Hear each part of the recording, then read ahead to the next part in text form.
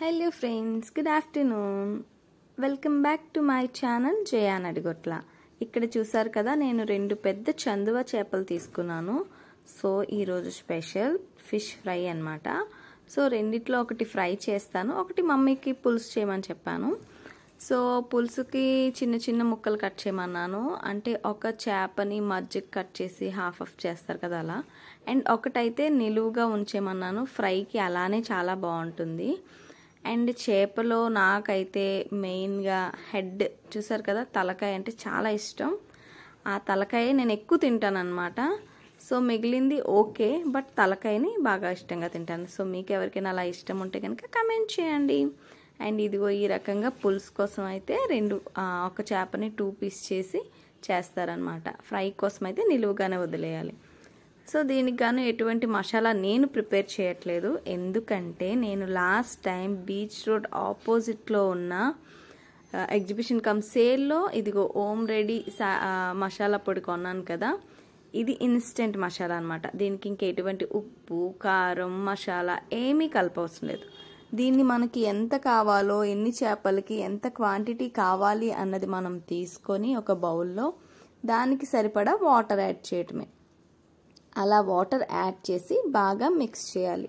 బాగా కలిపిన తర్వాత మన చేపల్ని నీట్గా కడిగి ఉంచుకున్నాం కదా, అవి డ్రైగా ఉండాలి, వెట్గా ఉండకూడదు. అంటే బాగా తడి ఉండకుండా, తడి లేకుండా ముందుగానే ఉంచుకోవాలన్నమాట.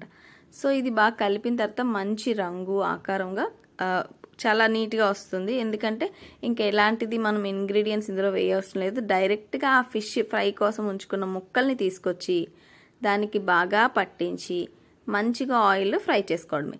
నేను ఆయిల్ కూడా ఒకేసారి ఎక్కువగా వేసుకోవట్లేదు. ఎందుకంటే మనం డీప్ ఫ్రై చేసిన ఆయిల్స్ని ఎక్కువ తినకూడదు. సో అప్పటికప్పుడే ఫ్రెష్గా ఆయిల్స్ వేసుకొని అదే ఆయిల్ని మనం తినాలి. అదే ఆరోగ్యానికి మంచిది. ఇదిగో నేను ఈ రకంగా ఫ్రై కోసం కట్ చేయించుకున్నాను. ఇప్పుడు దీన్ని ఇలా వేసి దానికి బాగా పట్టించి ఈ మసాలా అంతా అప్పుడు నేను ఆయిల్లో ఫ్రై చేస్తాను. చూసుకోండి నేను ఎంత ఆయిల్ యూస్ చేస్తున్నారో మీరు చూసారా, చాలా తక్కువ క్వాంటిటీలో. ఎందుకంటే ఇలాంటి మసాలా పొడులతో తక్కువ క్వాంటిటీతో వేయొచ్చని అక్కడ కొనుక్కునేటప్పుడే ఆంటీ చెప్పారు. సో ఈ రకంగా మనం ఆయిల్ని కూడా సేవ్ చేయొచ్చు. చేపలకి ఎక్కువ ఆయిల్ ఉండాలి, ఎక్కువ డీప్ ఫ్రై చేయాలి అని మాత్రం ఎప్పుడూ అనుకోకండి. ఇలా చేసుకుంటే మనకే మంచిది, ఆయిల్ సేవ్ అవుతుంది. అండ్ అలాగే ఒకేసారి డీప్ ఫ్రై అయిపోయిన ఆయిల్ని మళ్ళీ వాడటం మంచిది కాదు.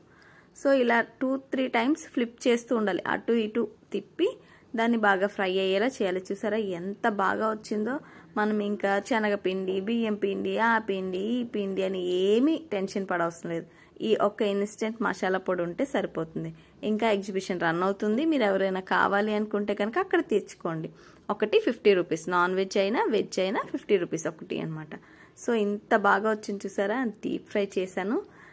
సో ఇప్పుడు దీన్ని మనం సర్వింగ్ బౌల్లోకి పెట్టుకోవటమే. ఉన్న ఆయిల్ కూడా పీచ్ చేయాలి అంటే అడుగున ఒక టిష్యూ పేపర్ వేసుకొని సర్వ్ చేసుకోవచ్చు. ఎంత బాగుందో చూస్తే నోరు ఊరుతుంది కదా. ఇది ఫ్రెండ్స్ ఈరోజు వీడియో. ఐ హోప్ మీకు ఈ వీడియో నచ్చింది అనుకుంటున్నాను. నచ్చితే తప్పకుండా లైక్ చేయండి, మీ ఫ్రెండ్స్ అండ్ ఫ్యామిలీకి షేర్ చేయండి, అండ్ నా ఛానల్ని సబ్స్క్రైబ్ చేయండి. Thank you for watching. మళ్ళీ నెక్స్ట్ వీడియోతో కలిసే వరకు టేక్ కేర్, బాయ్ బాయ్.